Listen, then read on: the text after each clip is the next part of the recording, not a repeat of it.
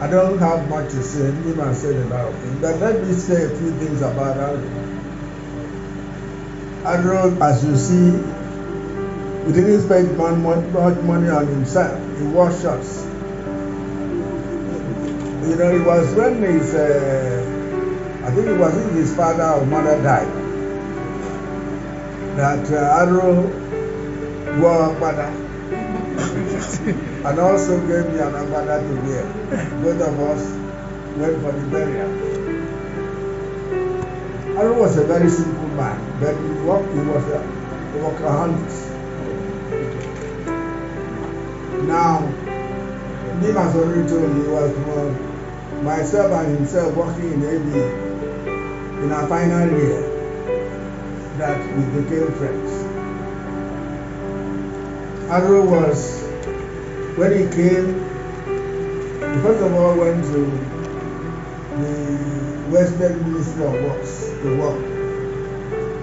From there, he got employed in Obaro and Partners, one of the foremost consulting engineers in the world. The people saw how good Aro was. So they asked him, have you got a friend who is as good as yourself? Aro went to my brother who was then my late brother Professor to tell him that I should go to Obama office in Lagos and get a letter of appointment. Now this brought a lot of accusation and Aro for going to call an Igbo man instead of a Yoruba man to come and work. Aro said to God, I will not allow anybody to come and disgrace me. So I went to work in Obara and Bana of Lagos. From there, now Obara was doing the World Bank Western Growth Studies. So I came to Ibadan to work in Ibadan. From there, I was sent to Sapele Bridges to be on the supervision team. Now, we were there, then war started in Anisa, but I just left Sapele to come to Ibadan. The Biafran army entered Benin. So, John Halls, who was the partner in charge in Ibadan, asked me to stay and work in Ibadan. Now, Aro was supervising some project in the University of Ife. When I came back, I was to do the Ibadan Ife,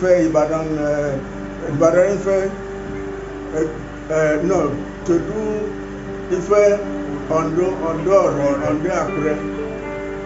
So I was doing those routes when the war, the Biafran reached already. I went to Ondo. I was just still walking on the road. I saw some Biafran army sitting by the roadside trying to find bread to eat because the federal government had routed them, bombed so many bridges. When the war ended, I told Aro, said, look, this is the time for us. If we do not come out and form our own company, other people will form, and then we now, when we come out, it will be too late. Before I knew it, Aro came back and brought me a certificate. He had registered, he gave the name to Aro Partners and brought the certificate to me. So I then told Lawrence, let's go to John Halls. You will continue to work. I will come out and then start at Aro Partners.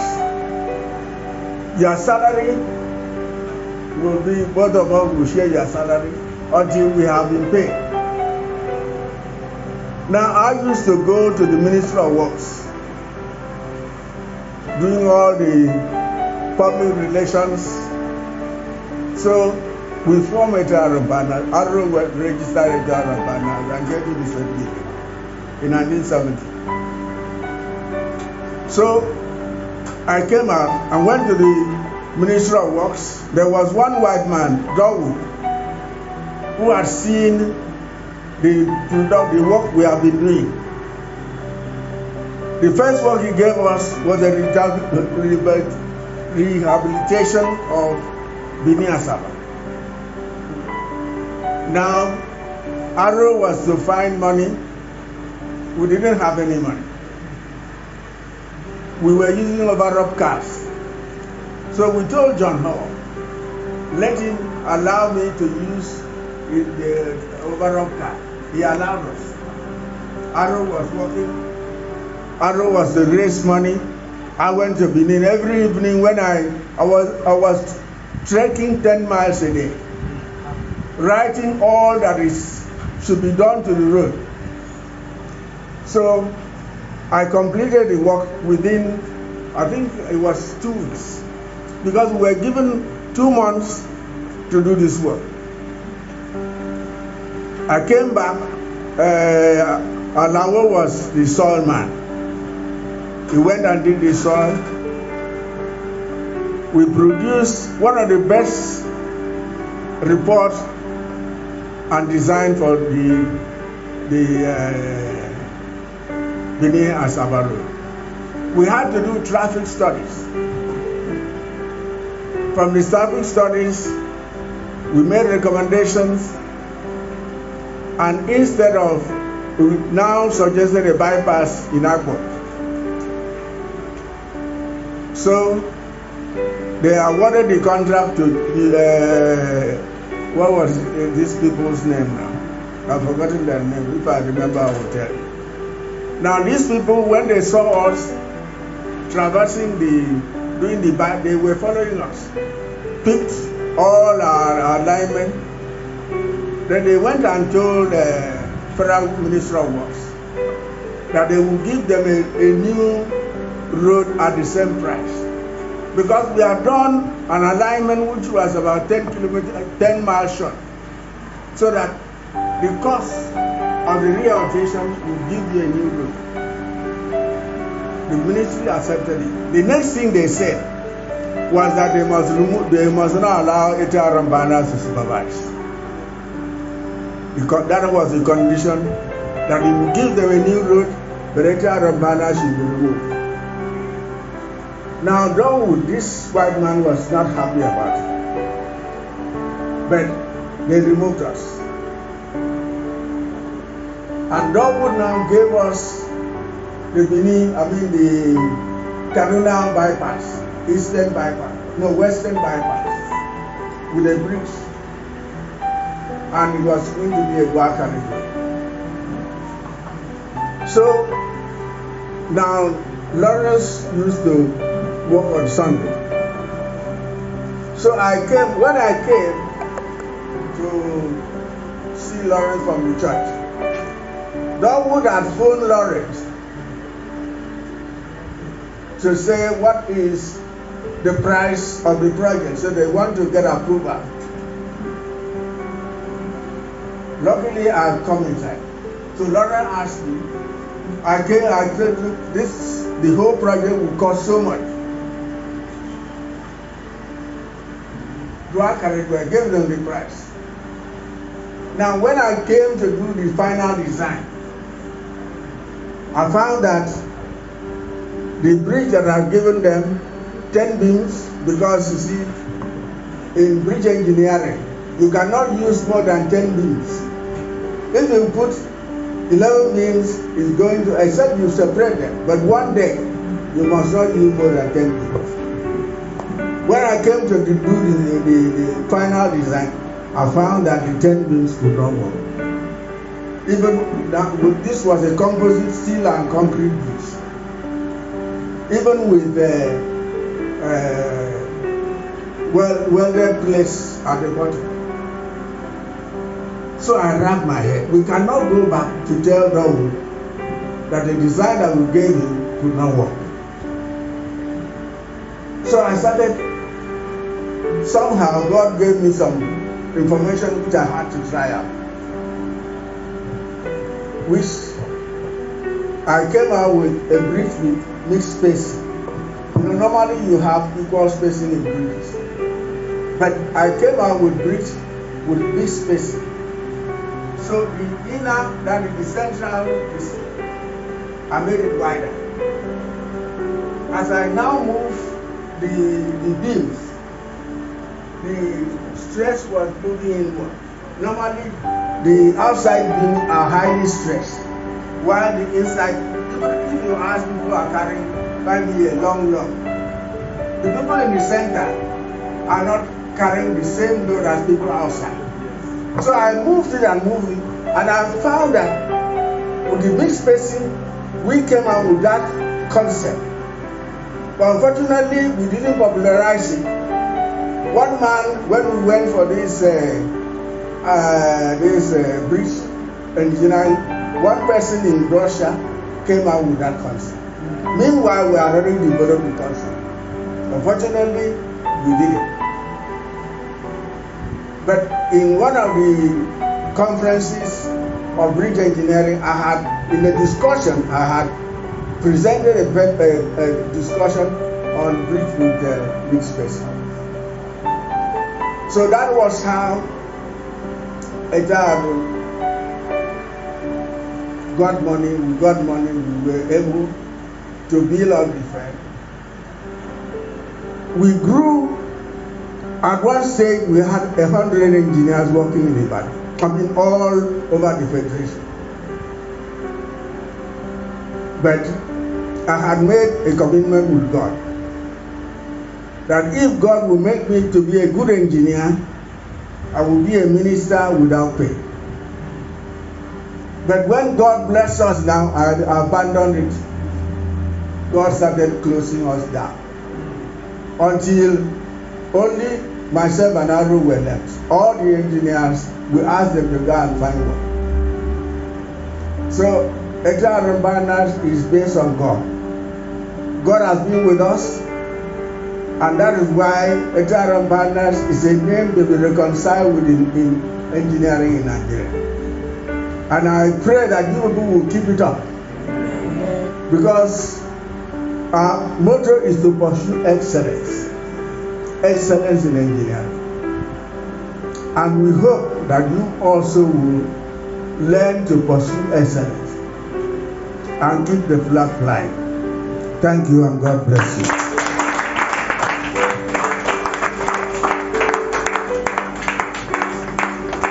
Thank you so much, Sam, for that speech. So quickly, I'll be taking us through care. So next slide, please. So we're starting with the early life and education of late engineer Arokodare.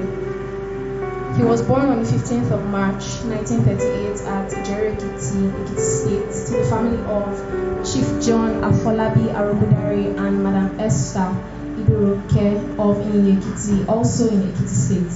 Now his primary school education was at Emmanuel Primary School, Ado Ekiti. Secondary school education, Government College, Ibadan. Now, while he was in secondary school, he joined the Nigerian Cadet Force and he obtained a military certificate, A Part 1, in the year 1958. His tertiary education was taken at Ahmadu Bello University in Zaria, where he wanted to initially study mechanical engineering, but was transferred to civil engineering by his 200 level after he took a vacation job in Shell. Now, he obtained his BSc by 1964 from the same university, and his class happened to be the last that sat for the London University External BSc Engineering degree at UI in 1964.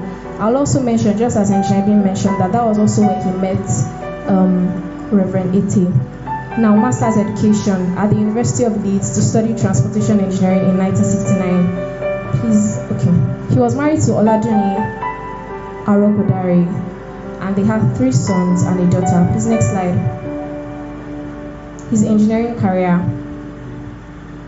He was initially employed at Overup and Partners, this as I mentioned earlier.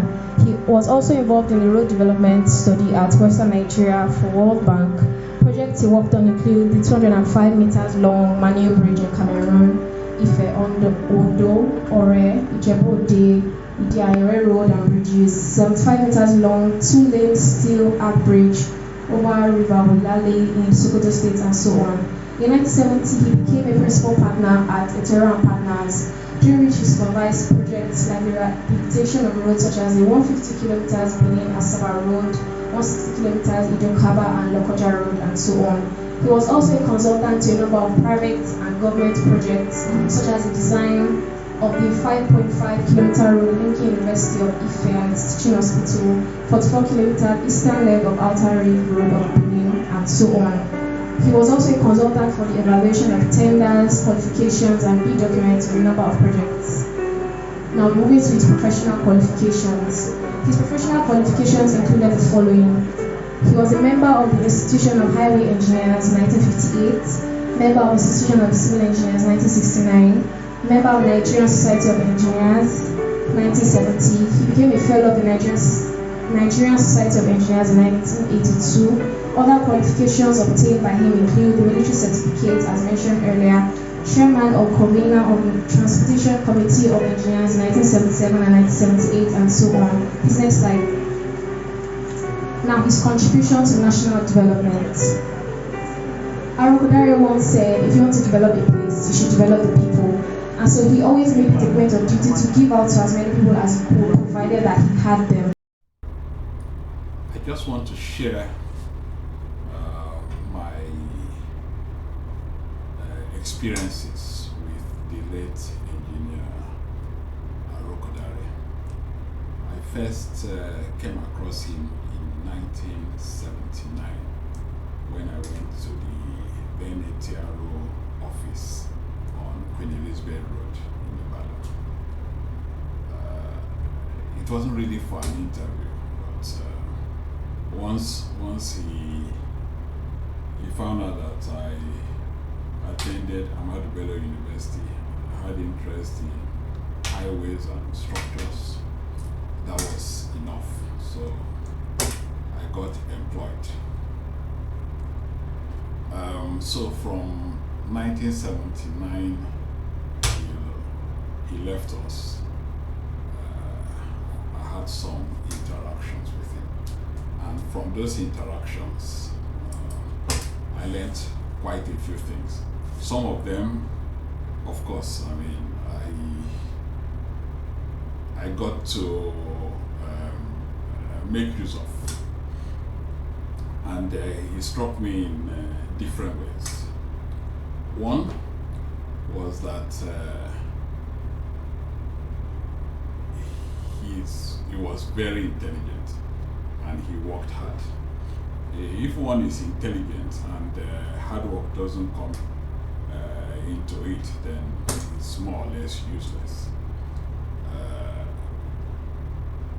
He was always there on Saturdays, so I got to understand that Saturday is a good working day. In fact, because not too many people are around on Saturday, one could actually get more work done on Saturday.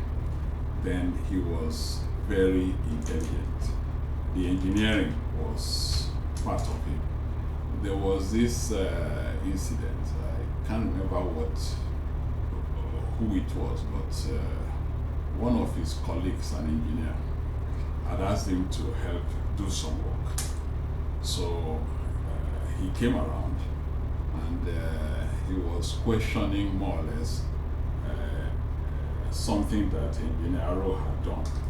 Engineer Arrow was like trying to tell him that, look, my friend, no need that this thing is correct. The guy kept on insisting. So he had to get up and he worked it. And it came out exactly as he had written it. The guy couldn't say anything, and in fact, he didn't even bother to ask any other questions. So he was good professionally, and he was hardworking. But he was also a very generous man. He had a colleague who came around, and he wanted the design of a bridge done. So Engineer called me and said I should do it for the man. So I did it. When I submitted it, the man gave me 1,000 naira. It doesn't seem much now, but we must realize that a monthly salary then was about 350, 400 naira, and that was enough to tackle everything. So you can imagine how much 1,000 was. So I went to Engineer and said, look, I've done this work and I was getting this. So I said, oh, all right. That what I should do is to get him some drinks he mentioned, maybe some wine, not very expensive ones, and I should get his partner, Engineer some too. So I said, okay.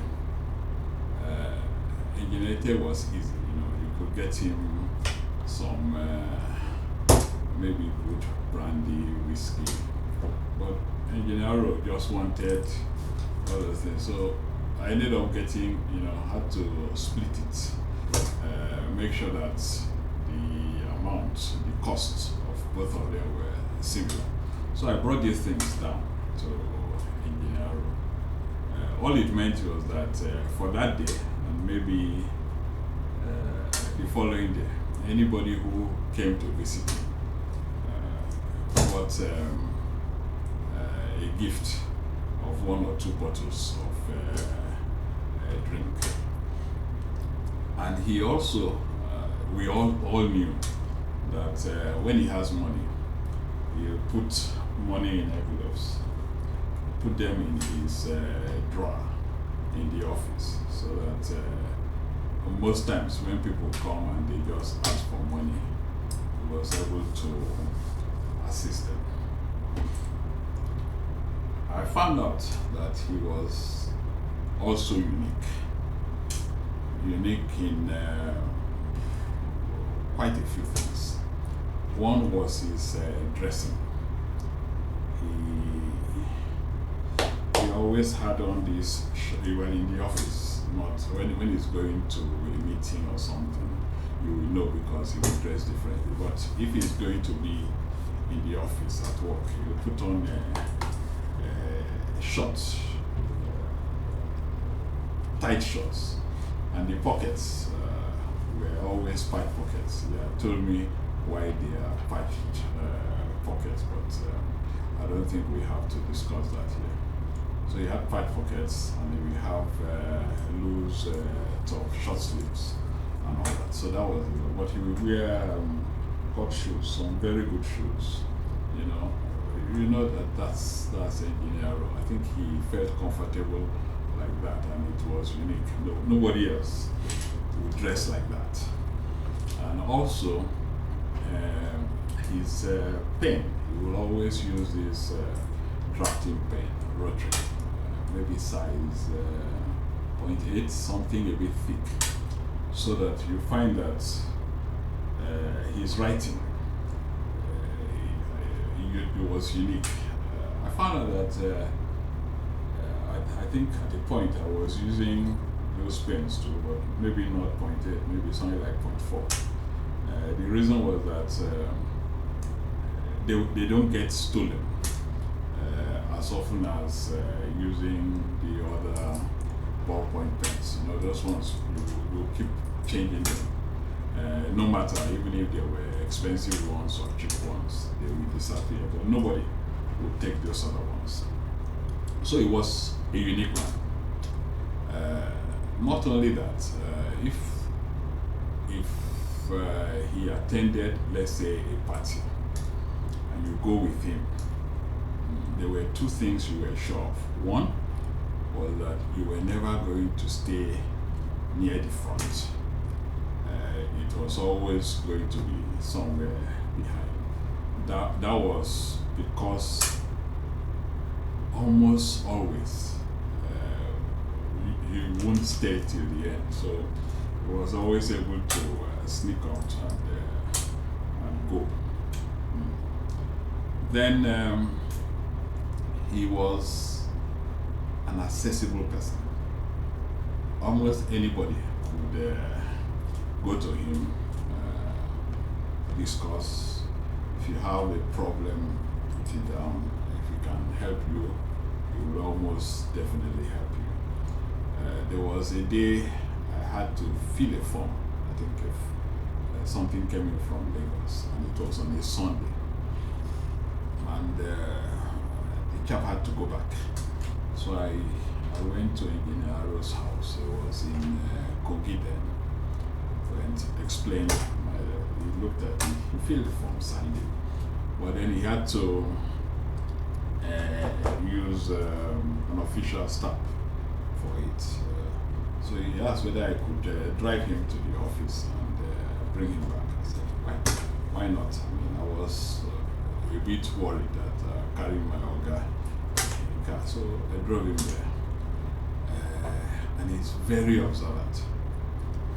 He listened. I was playing some music. So when that track finished, he was able to tell me the artist and the title of the track. I said, that was, to me, first of all, I was surprised that he could know it. And how come it means he had a wide knowledge of music. I was to find that out much later. And also, I was driving. I tried to do anticipatory driving.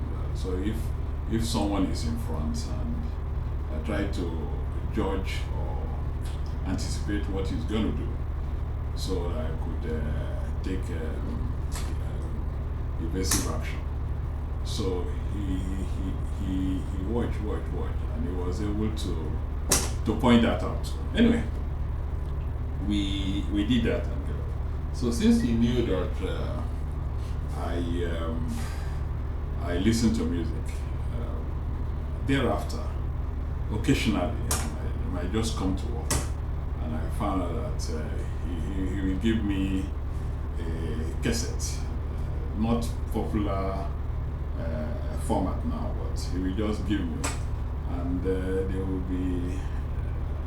I got to appreciate that his knowledge of music was very wide and very good.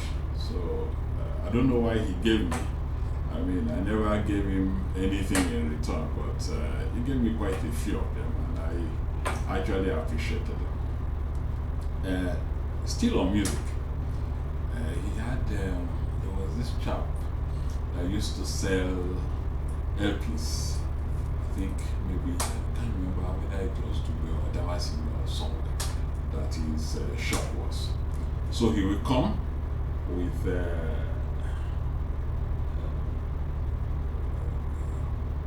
let's say bags of two sets, of LPs. Engineer wouldn't bother to look at what it is. Maybe the man already knows what kind of music he has to be two, because one for him, one for Engineer. So Engineer will just pay him for both of them and drop the other one for Engineer. If he's not around, just leave it there. When he comes, he knows that there. It was a day I had to go to his house. I don't know what for, but then I found out that first of all, a lot of known faces were there. So I was wondering, people really come to his house in the evening after seeing him in the office. And then I found out that he also had a large collection of music. So that explained the music thing. I don't know. Like I said, he was quite good. He had a lot of talents. One of them was presentation. In those days, we didn't computers, use of personal computers was not so so we didn't use it for printing, and I think somewhere down the line we were just getting to use it towards the 90s, but in the 70s, early 80s, we were still typing with it. So he could, when we want to present, we had a printer. So you could get the printer, you would tell him the kind of fonts, the sizes of the fonts, the layout, and that one was able to package it. So he handled all the presentations that we made. And letters, part that he also had a way with words. He could write very well. And his presentation, analytically, was very good. So he will do all the letters, we'll go through him. And I think we got to learn quite a bit from him. If we had to write, we will write, we take to him. He will just tell you, oh, very good, even if you have written nonsense. So we then proceed to really put it together. We try to make sure that you don't feel bad, but at the end of the day, you would have seen that, man, what I wrote wasn't quite the best. We'll end up with something much better. That also translated in, I think it was an examiner for NSC at the point. So when the scripts come, I don't know how he managed, but he found the capacity to go through everything, because you will see that he would have all the pages, in fact almost all the lines will have some comments from him, and at the end he will still pass the person. So maybe it's just the at least the substance. If the substance is there, he will get it done. So we tried to at least model ourselves in some ways to what he learned. First, we tried to work hard as much as possible. Then we tried to know engineering, maybe through reading, hoping that God-given brain can cope because of it, and then other things. One, if one had to travel with him, he had his driver, and he didn't really enjoy high speed. He will sit in front. When we go, if he feels that the guy is over speeding, he taps on the dashboard. We are okay, we are in time, there's no hurry. And if for any reason he feels that the guy is really not driving at his pace, he will just say, oh, he wants to ease himself. The guy clears, he eases himself. Then he said, oh, the driver should take a break. And he proceeds to drive us. So it was simple. He was intelligent, and also he could write.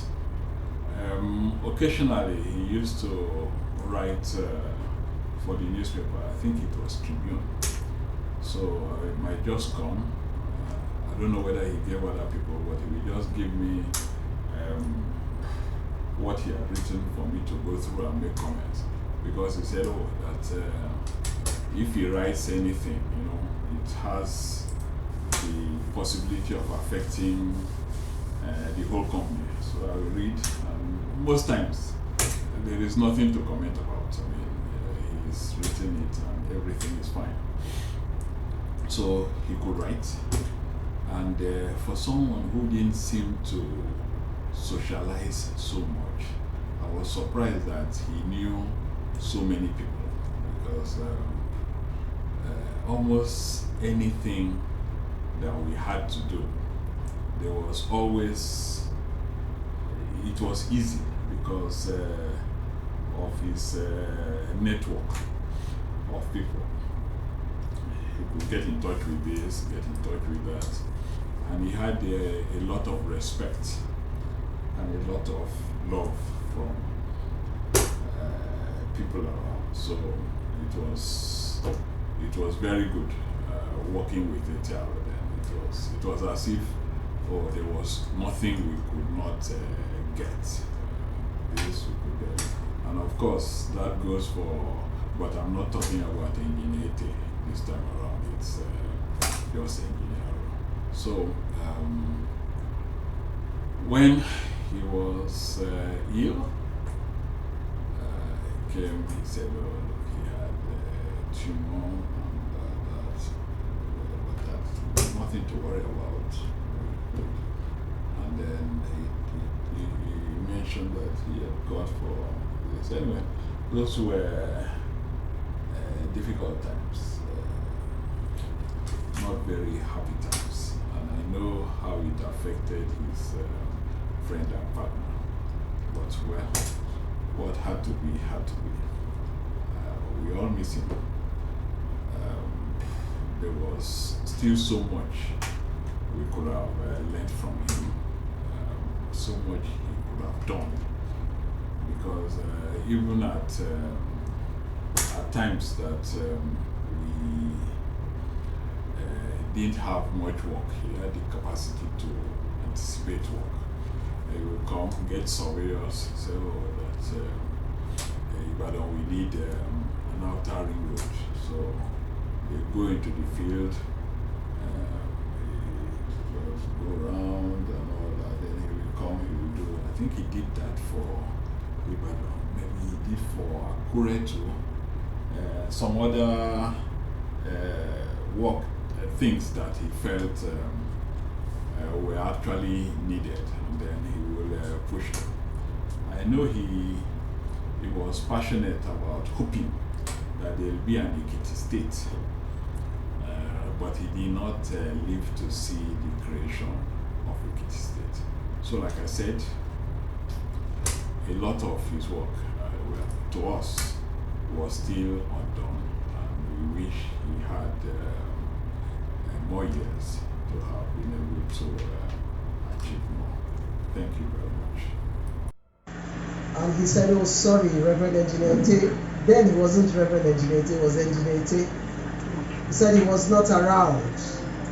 And immediately he put his hand in his pocket, brought out his wallet, and handed me 20 naira. You probably don't know what 20 naira is, but 20 naira was equivalent to 1 week's. It would take care of me 1 week in school. And I only just said I came to see engineering, and the man drops 20 naira with me. I picked the 20 naira and I was wondering, why will this man give me 20?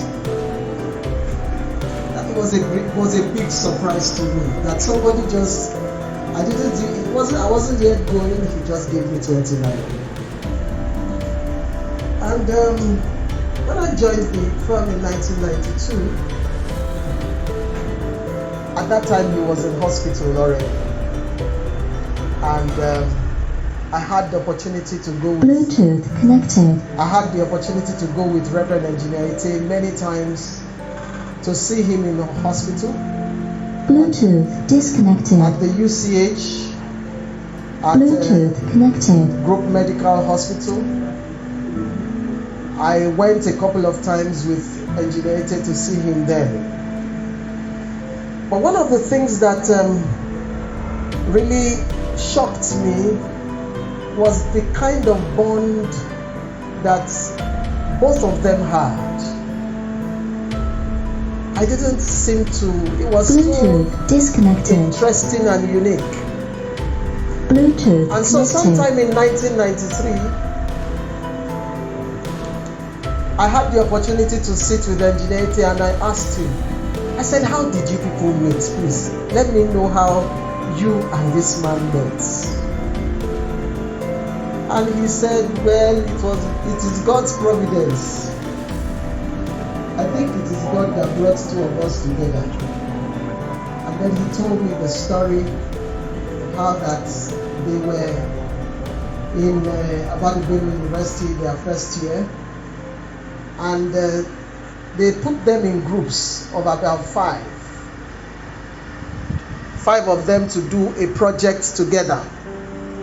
And he remembered that when they came together for the first time to have the project, they argued and argued and argued, but Aaron sat down quietly listening to everybody argue, waiting to know what to write.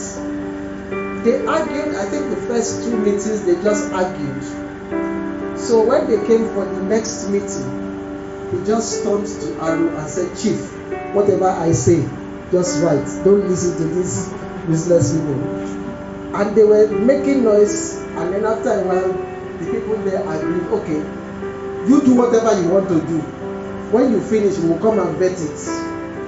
And that's how he and Aaron would sit down and solve the design problem they gave them. And then the other people will come, check it, and approve it.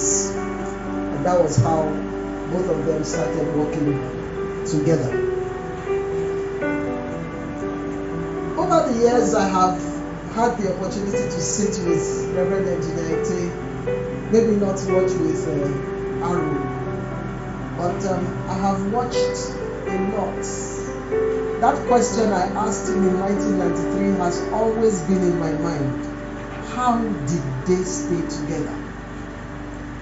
I have learned from watching him. I've also learned from listening to God. And God has taught me quite a lot of things about how this kind of relationship works. And so I consider myself privileged.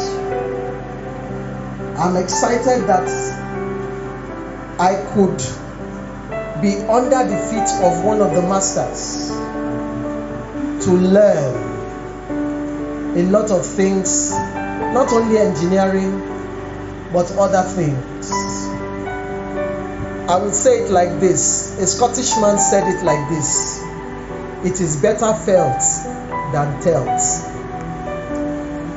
The things that I have learned, many of them are not things that you can just learn from reading a book.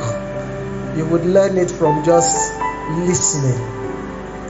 So today, let me use this opportunity to welcome you all as we celebrate this life, this great life. The life of a man who has been away from us for over 29 years.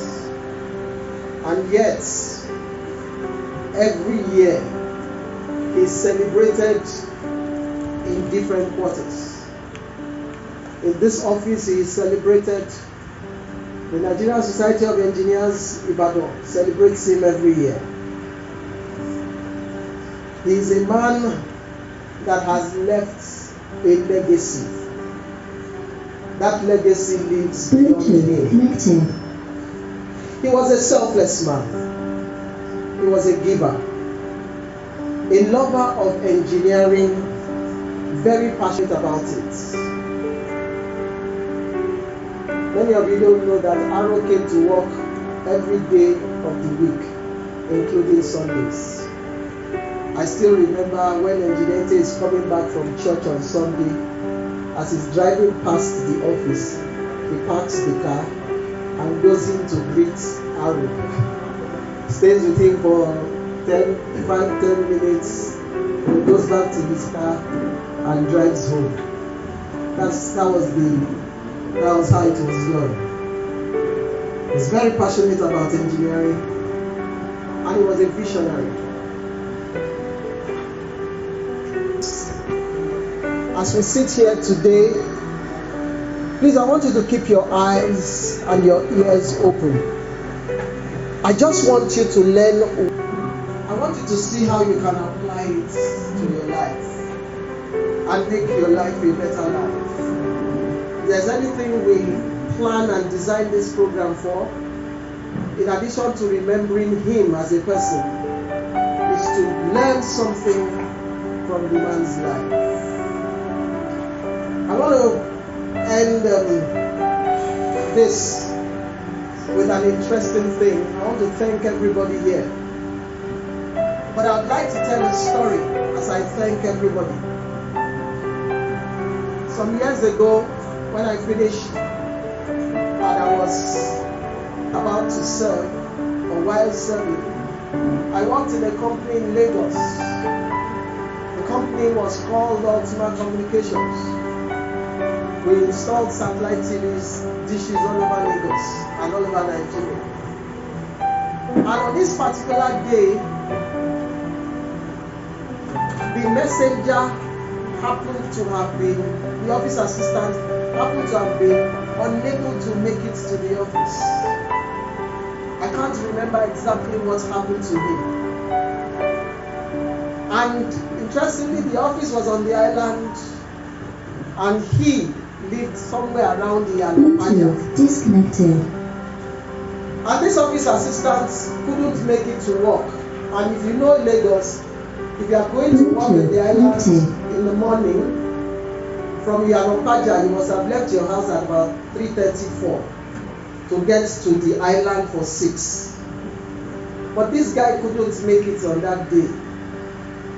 And so everybody got to the office and found the office locked.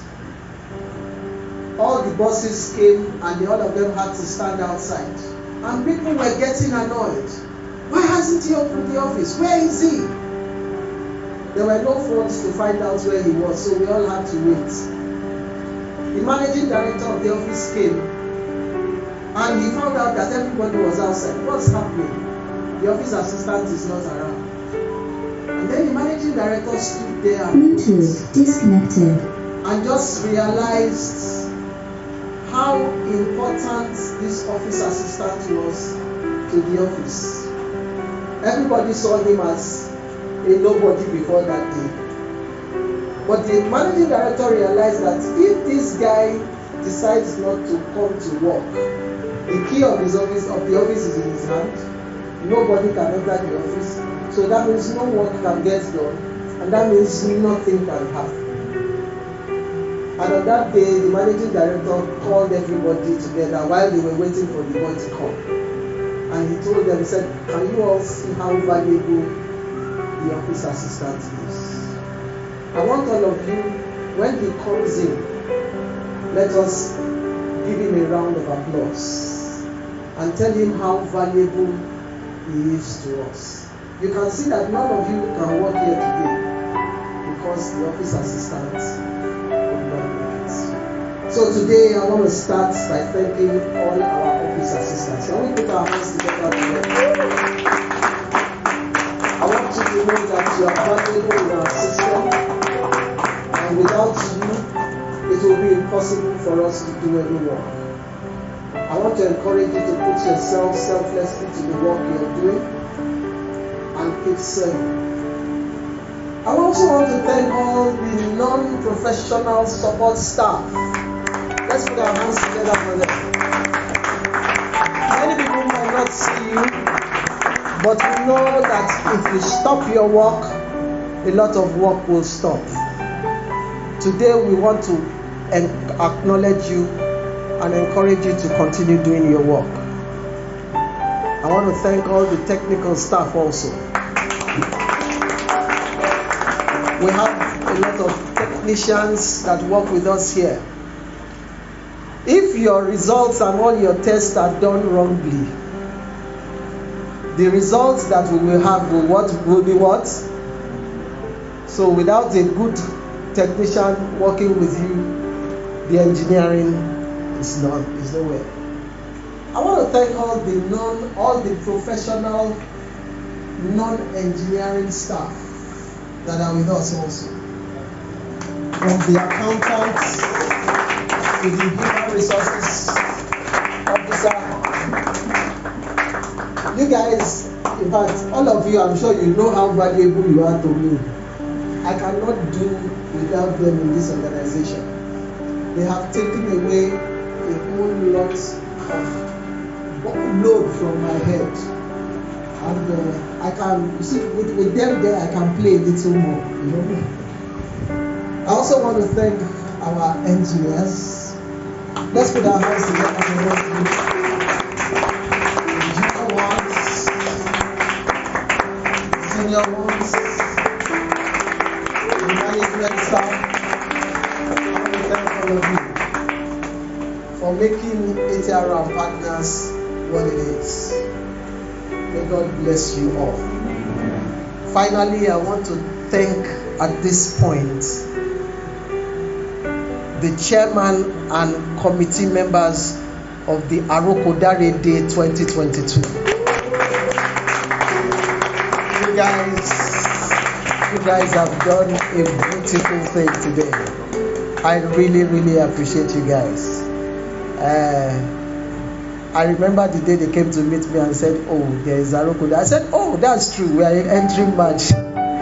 We've set up a system in this place thanks to our associate partner, Engineer Sulaiman. He just takes everything through as I had forgotten that but it has come, the committee has really done well. Can I have all the members of the committee just stand up and just put their hands up? Could you just stand up, stand up, stand up, stand up, stand up? Thank you very much. Akim, you are not in the committee. Oh my God. So you were just adopted into the committee. So stand up too, because you have also had the committee. Thank you, everyone. Thank you. I think I will leave it there. Thank you very much.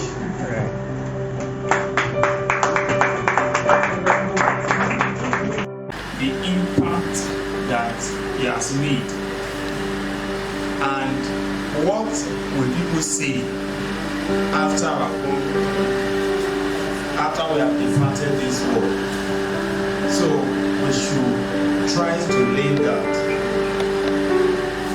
that each day we too are writing history, and we are going to see it after our own departure.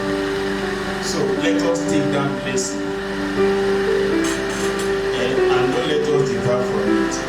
He said at 11th hour is an opportunity and grace that the man received at that moment. Someone that has never served God, and look at that ample rate. God gave him that opportunity. It's not general, it's an opportunity. And for every life that we are spending, please, we are writing story. So let's learn that lesson from him. God is going to help us by His grace. So thank you very much for your time. By God's grace, next year we are all going to